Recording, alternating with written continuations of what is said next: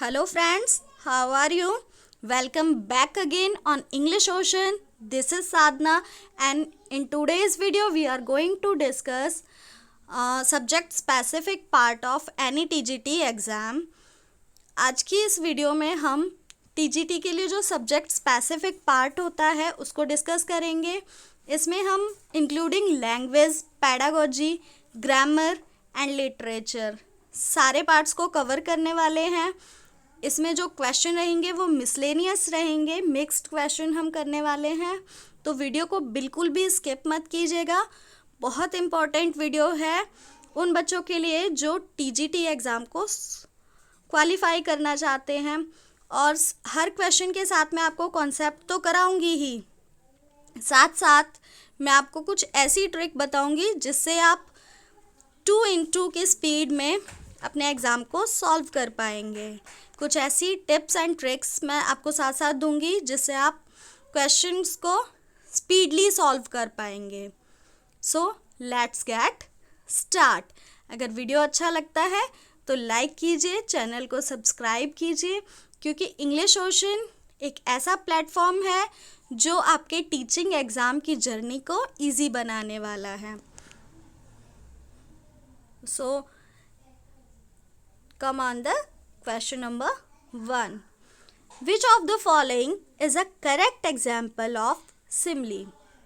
इनमें से 4 ऑप्शन आपको दिए गए हैं. इनमें से कौन सा जो ऑप्शन है वो सिमिली का करेक्ट एग्जाम्पल है? देखो, सिमिली का करेक्ट एग्जाम्पल बताने के लिए हमें ये पता होना बहुत ज़रूरी है ये सिमिली होता क्या है. किसी भी लैंग्वेज में जब हम प्रोज, पोइट्री कुछ भी लिखते हैं तो उसको जो लिखने वाला होता है वो ये मान के चलता है कि वो एकदम अट्रैक्टिव हो, बहुत अच्छा दिखे. तो उसके लिए वो कुछ पोइटिक डिवाइसेस यूज़ करते हैं. उन्हीं में से एक है सिमिली. ठीक है, जैसे हम गर्ल्स अपने आप को अच्छा बनाने के लिए jewellery, makeup, dressing sense etcetera etcetera use करते हैं ना, उसी तरीके से लैंग्वेज को ब्यूटीफुल बनाने के लिए पोइटिक डिवाइस यूज़ की जाती है. ठीक है, सिमिली इसको याद रखेंगे सिमिलर से. सिमिलर मतलब सेम सेम. ठीक है, इसमें एक क्वेश्चन मैं अपनी तरफ से बता देती हूँ कि ज़्यादातर बच्चे सिमिली और मेटाफर में कंफ्यूज रहते हैं. तो आज के बाद आपकी ये कन्फ्यूज़न क्लियर होने वाली है. सिमिली और मेटाफर दोनों ही कंपैरिजन को डिनोट करते हैं, दोनों ही कंपैरिजन को शो करते हैं. लेकिन डिफरेंस क्या है कि हम मेटाफर में किसी भी चीज़ को बिल्कुल वो चीज़ मान लेते हैं, बट सिमिली में हम मानते नहीं हैं, बट उन दोनों की कुछ क्वालिटीज़ को सेम मानते हैं. जैसे मैं आपको बताऊं कि अगर मैंने कहा मेरा बेटा शेर है तो मैंने बिल्कुल उसको शेर मान लिया. ठीक है, बट अगर मैं कहूँ शेर जैसा है, मतलब उसमें कुछ क्वालिटीज़ हैं जो लाइन में भी होती हैं और उसमें भी है. ठीक है, तो इसका जो मैंने कहा था आपसे, ये तो रहा कॉन्सेप्ट. सिमिली क्या होता है, मेटाफर क्या होता है, ये कॉन्सेप्ट हमने क्वेश्चन नंबर 1 के साथ समझ लिया. अब आते हैं ट्रिक की तरफ. तो ट्रिक ये है कि जब भी आपको एज या लाइक ये वर्ड्स दिखाई देंगे तो आप क्या करेंगे, उसको तुरंत समझ जाएंगे सिमिली है. और एज और लाइक नहीं दिखाई देते तो वो क्या है, मेटाफर है. So here is the trick number 1. इस वीडियो में आपके लिए कई सारी ट्रिक्स हैं और कई सारी टिप्स हैं जिससे आप अपने पेपर को इजी बना सकते हो और आंसर आपके यूं चुटकियों में आएंगे. तो सबसे पहले इसका आंसर निकाल लेते हैं. वैसे आंसर आपको दिख भी गया है, बट सॉल्व करने में अपना अलग ही मज़ा है. तो the sun is a giant. तो यहाँ पे तो भैया मान लिया उसको, तो ये हमारा करेक्ट आंसर नहीं होगा. She is as brave as lion. वो इतना ब्रेव है जैसे एक लॉयन। तो यहाँ पे मान रहे हैं, तो ये करेक्ट आंसर है। वैसे हमारा करेक्ट आंसर आ चुका है, पर हम फिर भी सी और डी को भी एक बार पढ़ेंगे। He is the black sheep of the family. वो फैमिली का ब्लैक शीप है, उसको भी मान लिया, ये भी हमारा करेक्ट आंसर नहीं हो सकता। टाइम फ्लाइज, टाइम उड़ गया। टाइम कहीं उड़ता है? ये तो पर्सोनिफाई कर दिया उसको, तो ये भी हमारा आंसर नहीं होगा। हमारा करेक्ट आंसर क्या होगा? बी। अब ट्रिक लगाते हैं, क्या आ गया इसमें? एज आया ना, एज ब्रेव एज, तो ये हमारा क्या ही होना था? Simile. Okay, now come to the next question. अब दूसरे क्वेश्चन की बारी है, इसका फटाफट से देख लेते हैं। Identify the adverb in the following sentence, he ran quickly to the store. ठीक है, तो जैसा मैंने आपको बताया, हमारा पैटर्न क्या रहेगा, हम पहले कॉन्सेप्ट करेंगे, फिर मैं आपको एक ट्रिक बताऊंगी। ठीक है, टिप, ट्रिक एंड कॉन्सेप्ट, ये 3 चीज़ें आज हम लेके चल रहे हैं इस वीडियो में। तो हमारा जो सेंटेंस है वो ये है, ही ran quickly to the store. वो स्टोर की तरफ जल्दी से भागा, इसमें एडवर्ब क्या होगी? अब एडवर्ब होती क्या है? देखो, वर्ब में कुछ ऐड जो कर दे वही एडवर्ब है। ये खुद बता रहा है ना, ऐड वर्ब, वर्ड में जिसने कुछ ऐड किया, वर्ब को जिसने मॉडिफाई किया, वर्ब के बारे में एक्स्ट्रा इन्फॉर्मेशन दी, वही वर्ड्स क्या हैं? एडवर्ब है। क्लियर? इन डिटेल आपको एडवर्ब पढ़नी है तो मेरे चैनल पे आपको वीडियो मिल जाएगी, इंग्लिश ओशन पे ही। आप अच्छे से देखिए एडवर्ब टॉपिक में, उसे देखने के बाद मुझे नहीं लगता आपको कोई भी डाउट रहेगा। और अगर आपने उस वीडियो को पूरा देखा है तो ये क्वेश्चन आपके लिए बिल्कुल केक वॉक जैसा है। तो देख लेते हैं वर्ब में किसने मॉडिफिकेशन किया है। वर्ब क्या है? Rain, run rain run. तो इसमें क्विकली जो वर्ड है उसने मॉडिफिकेशन किया है, कैसे भागा? क्विकली, जल्दी से। ठीक है, तो इस तरीके से हमारा एडवर्ब क्या निकल के आया? क्विकली। अब आते हैं ऑप्शंस की तरफ। देखो, जब एग्ज़ाम हॉल में आप पेपर सॉल्व कर रहे होगे, ईच एंड एवरी टाइम आपको कॉन्सेप्ट रिमाइंड करने की भी ज़रूरत नहीं होती, कई बार आंसर ऑप्शन से भी निकल जाते हैं। जैसे देखो, ऑप्शन नंबर 1 ए, ही। नॉर्मल हर बच्चे को पता होगा ही क्या है? प्रोनाउन है। क्या है ही? प्रोनाउन। पूछा क्या है? एडवर्ब, तो ये हमारा आंसर नहीं होगा। रन क्या है? वर्ब, ये भी हमारा आंसर नहीं है। स्टोर क्या है? नाउन, तो ये भी हमारा आंसर नहीं है। तो बचा क्या? क्विकली। क्विकली हमारा करेक्ट आंसर होगा। Clear? Let's come on the next question. Which of the following is a synonym of benevolent? देखो, वोकैबलरी है ना, वो इतनी बड़ी है कि हम ये तो अपने आप को प्रेशर दे ही नहीं सकते कि हमें सारे वर्ड्स लर्न होने चाहिए। हाँ, जितना अच्छा हम अपनी वोकैबलरी को बनाएंगे उतने अच्छे हम इंग्लिश टीचर बनेंगे। लेकिन मान लो एग्ज़ाम में कुछ ऐसा वर्ड आ गया जिसका हमें मीनिंग नहीं पता, ठीक है, तो उसको कैसे सॉल्व करेंगे? मान लो मुझे नहीं पता बेनेवोलेंट क्या होता है, ठीक है, तो वहाँ पे काम आएगी ऑड वन आउट। सबसे पहले क्या टेक्निक लगानी है? Odd one out. ठीक है, तो जो मैलिशियस होता है वो नेगेटिव टैग वर्ड है। जिसका मन बड़ा ख़राब होता है ना, उसको बोलते हैं मैलिशियस। क्रूअल भी नेगेटिव है, निर्दयी को ही तो बोलते हैं ना क्रूअल, तो ये नेगेटिव टैग वर्ड है। सेल्फिश भी नेगेटिव टैग वर्ड है। तो क्या बचा ऑड वन आउट? काइंड, ये पॉजिटिव टैग वर्ड है। तो बेनेवोलेंट का करेक्ट आंसर क्या होगा? काइंड। क्लियर? ये सिर्फ एक ट्रिक है, उस सिचुएशन में काम आएगी जहां हम फंसते हैं, जहां हमें मीनिंग नहीं पता है। इसका मतलब ये नहीं है कि हमें वोकैबुलरी पार्ट बिल्कुल छोड़ के जाना है और वहां पे जाके तुक्के लगाएंगे। नहीं, जितना आप कर सकते हो उतना आपको लर्न करना है। ठीक। Next question number 4। Okay, choose the sentence with the correct punctuation. यहाँ पे हमें एक ऐसा सेंटेंस चूज करना है जिसमें करेक्ट पंचुएशन यूज हुई हो। ठीक है, तो देखो जो फर्स्ट आंसर है इट्स अ ब्यूटीफुल डे, ये गलत है, ऐसा कोई वर्ड नहीं होता।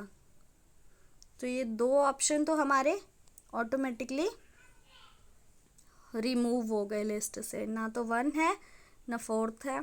अब बचे ये 2। ये वाला अपोस्ट्रोफी एस हम कब यूज़ करते हैं? जब हम पोजेशन शो करते हैं, तो ये भी नहीं होगा। आंसर है सी। ठीक है, अब सी कैसे है? कुछ एब्रीविएशन फॉर्म होती हैं, जैसे मोस्ट फेमस एब्रीविएशन होती है डू नॉट, को हम इस तरीके से लिखते हैं ना, डोंट। ऐसे ही इट, इसको कैसे लिखते हैं? Its. Clear? Let's come on the next question. What is the plural of child? ये तो बहुत ही ईजी है। चाइल्ड की प्लूरल फॉर्म क्या है? चिल्ड्रन। और ये क्वेश्चन मैंने नहीं बनाए हैं, ये क्वेश्चन बिल्कुल प्रीवियस ईयर क्वेश्चंस हैं जो आपके टीचिंग एग्ज़ाम में टीजीटी लेवल पे पूछे गए हैं। तो इनका जो लेवल है वो बिल्कुल प्रीवियस ईयर बेस्ड है, मैंने ये क्वेश्चन नहीं बनाए हैं। आपका पेडागोजी सेक्शन, तो देखो, Which of the following is a key principle of constructivism? इनमें से कंस्ट्रक्टिज्म का जो मेन प्रिंसिपल है, की प्रिंसिपल है, वो क्या है? Learning is passive. एक तरफ हम बात करें कंस्ट्रक्ट की, निर्माण की, और दूसरी तरफ हम चूज करें पैसिव लर्निंग, नो, ये नेगेटिव टैग वर्ड है। Knowledge is received from the teacher, इसको अभी छोड़ते हैं।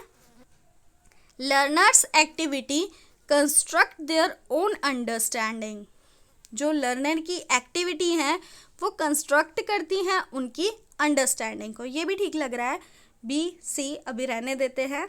Rote memorisation is the most effective learning strategy. Rote learning को, रटने को क्या हम अप्रिशिएट करेंगे? नहीं। इफेक्टिव लर्निंग है ये? बिल्कुल नहीं। तो ए और डी हमारा हट गया। अब आते हैं बी और सी पे। देखो, सबसे पहले तो हमें टैग वर्ड मिल गया है कंस्ट्रक्ट, कंस्ट्रक्टिज्म। जो निर्माणवाद है वो निर्माण के बारे में ही तो बात करेगा। तो एक तो यहाँ से पता चल गया कि आंसर सी होगा। दूसरा कि जो हमारी नई एजुकेशन पॉलिसी है वो टीचर सेंटर नहीं है, वो चाइल्ड सेंटर है। तो इस वजह से हमारा बी ऑप्शन रॉन्ग हो जाता है। जो कंस्ट्रक्टिज्म है वो फोकस करता है कि लर्नर की जो एक्टिविटी हैं वो उनकी अंडरस्टैंडिंग को बिल्ड करती हैं। क्लियर?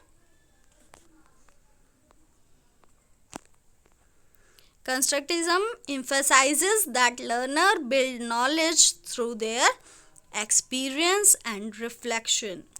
ये बिलीव करते हैं कि बच्चा करके सीखता है, अपने जो एफर्ट्स हैं, अपने जो अनुभव है उनसे सीखता है.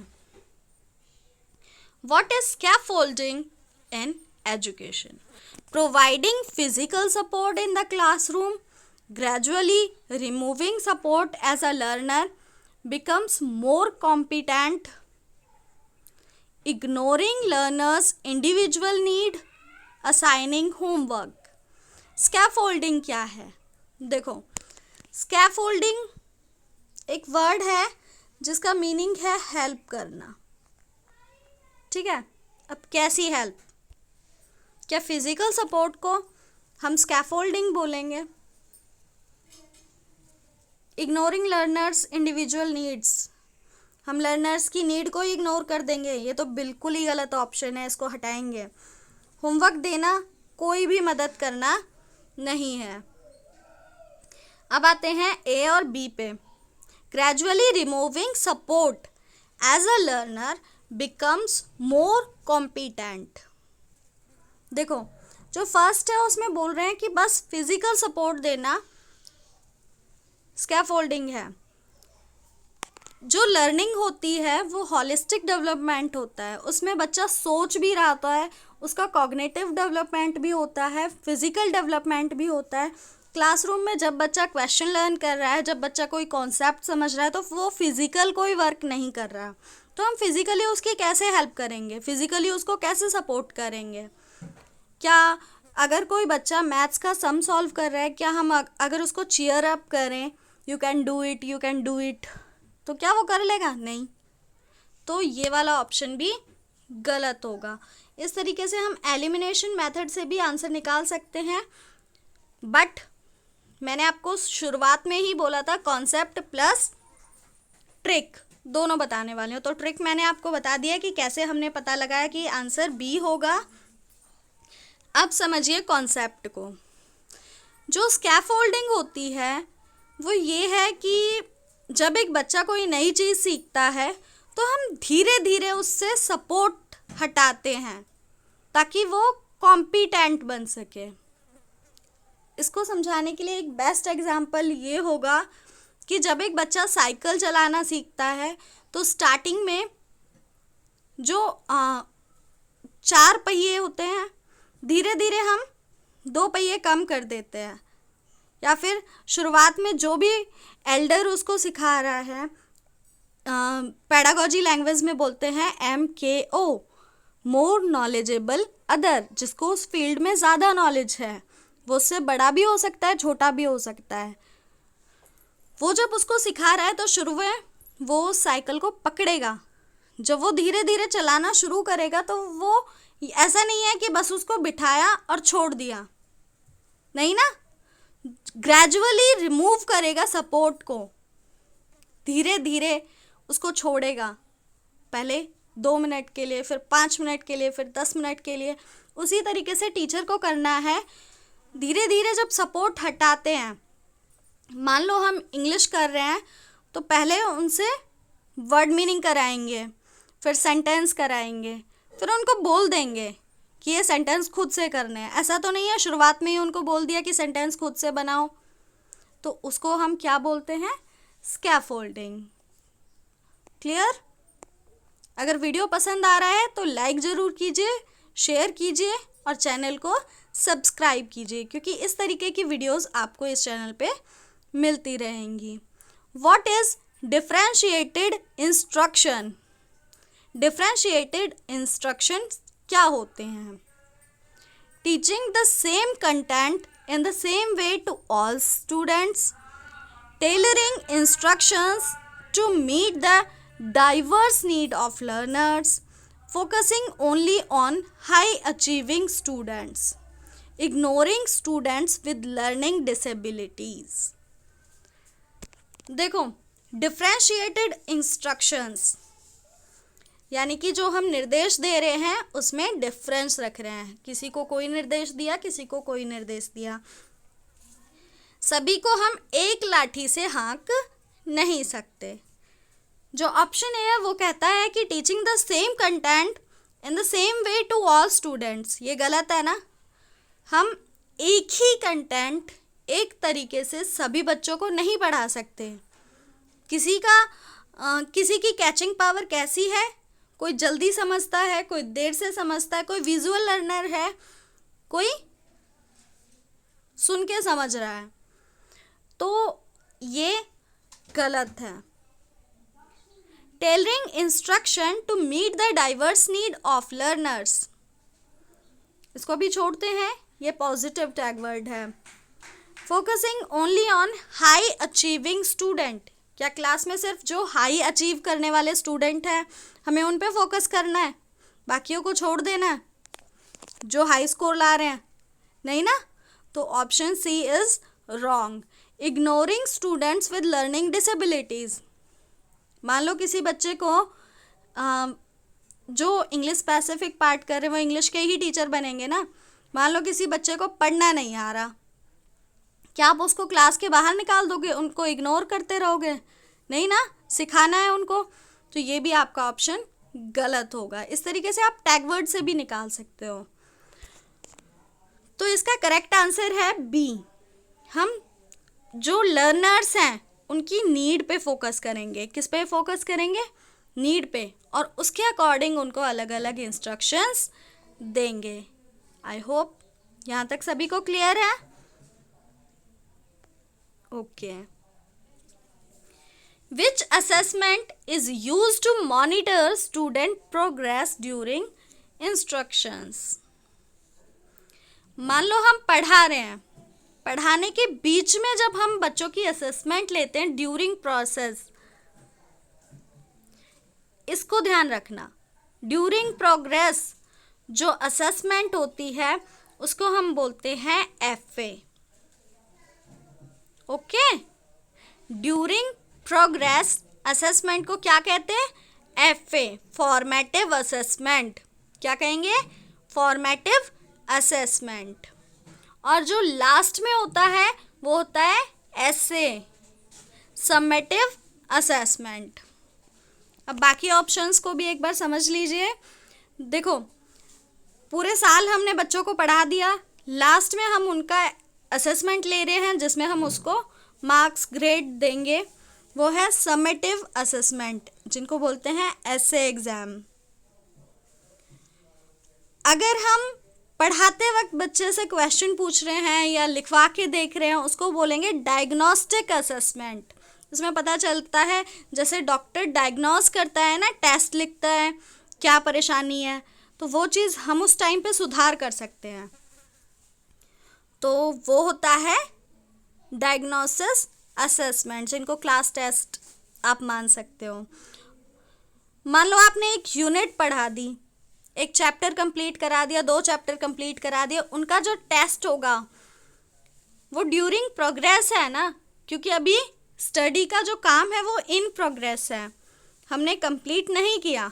बीच में हमने, मान लो हमने ये रास्ता स्टार्ट किया, ये लास्ट डेस्टिनेशन थी, बीच में रुक के हमने देख लिया कि पिछले वाला सारा कवर हो रहा है या पीछे वाला पीछे छूटता जा रहा है, तो इसको बोलेंगे फॉर्मेटिव असेसमेंट।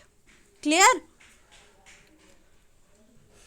उसके बाद आता है प्लेसमेंट असेसमेंट। ये प्लेसमेंट असेसमेंट क्या है? मतलब हम ये पता लगाते हैं कि किस पोजीशन पे हम हैं, उसको बोलते हैं placement assessment. Clear? Question number 10, what is the zone of proximal development? What a learner can do independently, what a learner cannot do even with help, the gap between with a learner can do independently and what they can do with the help, the curriculum content for a specific grade level। ये 4 आपके option दिए गए हैं और आपसे पूछा गया है ZPD क्या होता है। तो बिल्कुल इसको शांति से एक कॉन्सेप्ट समझिए, मैं आपको डायग्राम के थ्रू समझाऊंगी। देखो, ये वो जोन है जहाँ पे बच्चा खुद से काम कर लेता है, इतना काम वो हेल्प से कर लेता है, और ये वाला काम उससे अभी नहीं होगा। तो ये वाला जो जोन है ना, इसको जोन ऑफ प्रॉक्सिमल डेवलपमेंट बोलते हैं, ZPD। और ये किसकी हेल्प से करता है? MKO, more knowledgeable other. देखो, जैसे मान लो कोई बच्चा है, वो नाउन की डेफिनेशंस जानता है, ठीक है, एक टॉपिक मैंने बहुत सिंपल बेसिक से लिया है, वो डेफिनेशन जानता है, उसने एग्जाम्पल फाइंड आउट करना भी सीख लिया है, वो उनको अप्लाई नहीं कर पा रहा पेपर में, तो टीचर उसको समझाएगी कि बेसिकली तुम्हें इन्हें कैसे अप्लाई करना है, किस तरीके से तुम्हें पेपर को सॉल्व करना है। टीचर ने थोड़ा सा बताया कि तुम्हें यहाँ पे ये चीज़ करनी है, उसके बाद वो सारा अपने आप कर लेगा। तो वो होता है जोन ऑफ प्रॉक्सिमल डेवलपमेंट। या फिर मान लो इसमें थोड़ा सा ना हेल्प की ज़रूरत होती है, हेल्प के बाद वो बच्चा उतना कर लेता है। ये कॉन्सेप्ट किसने दिया था? वाइगोत्स्की जी ने, ठीक है। मतलब एक तो वो चीज़ होती है हम बिना किसी के हेल्प के इतना कर सकते हैं। जैसे मेरा बेटा है 5 years old का, कुछ काम ऐसे हैं अपने होमवर्क के जो वो खुद से कर लेता है, कुछ चीज़ें ऐसी हैं जैसे असेंडिंग ऑर्डर डिसेंडिंग ऑर्डर हो गया, वो अगर मैं एक बार उसे बता देती हूँ ना कि पहले सबसे छोटा लिखना है फिर उसके बाद बड़े पे जाते जाना है, तो वो उसको एक बार बता दिया फिर वो सारा खुद कर लेगा। तो वो जो हेल्प के बाद कर पाता है वो जोन हमारा क्या है? ZPD, ठीक है। ये जो जोन है वो ZPD है। Clear?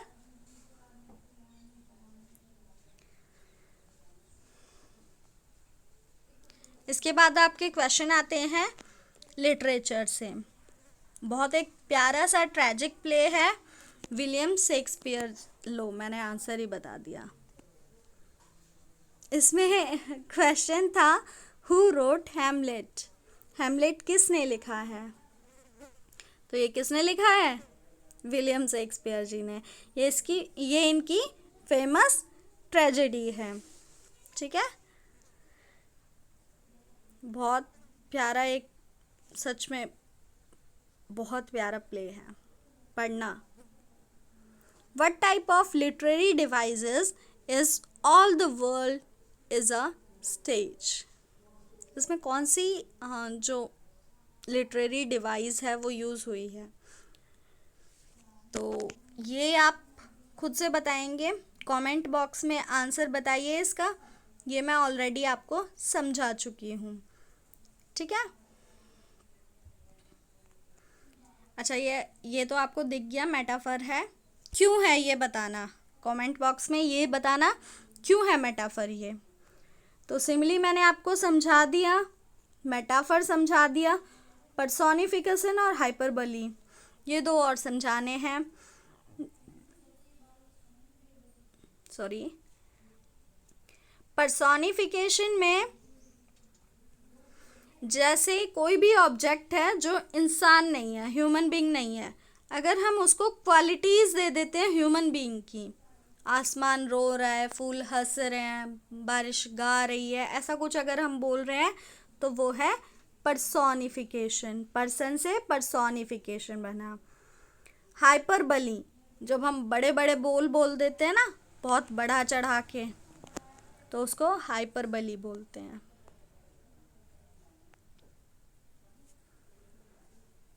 Which novel is set in Macomb, Alabama and deals with racial injustice? इनमें से कौन सा नोवेल है जो मेकॉम्ब अल्बामा में सेट है और ये रेशियल इनजस्टिस से बिलोंग करता है। तो वो आपका प्ले है टू किल अ मॉकिंग बर्ड। कौन सा है? To kill a mockingbird. इसके बारे में और पढ़ लेते हैं। किसने लिखा है? हार्पर ली एड्रेसेस ने। इसकी थीम है रेसिज्म और prejudice. Question number 14। What is the main theme of Romeo and Juliet? Romeo और जूलियट की मेन थीम क्या थी? ये तो सबको पता है, लव एंड फेट।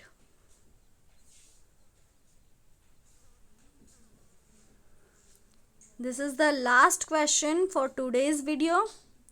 उसके बाद वाले क्वेश्चन हम पार्ट 2 में करेंगे, क्योंकि अगर हम आज ही सारे क्वेश्चन करने लग गए तो वीडियो बहुत ज़्यादा लंबी हो जाएगी। 30 क्वेश्चन मैं आपके लिए लेके आई थी, बट हर क्वेश्चन के साथ मैंने आपको कॉन्सेप्ट बताया है, आंसर बताया है और ट्रिक भी बताई है, तो इसलिए वीडियो ज़्यादा लंबी हो जाएगी।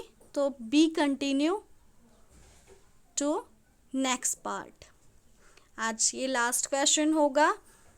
मैं चाहती तो मैं सिर्फ आंसर बता सकती थी, पर मुझे लगा कॉन्सेप्ट क्लियर करना ज़रूरी है। Question number 15। Identify the author of pride and prejudice. Pride और प्रेजुडिस किसने लिखा है?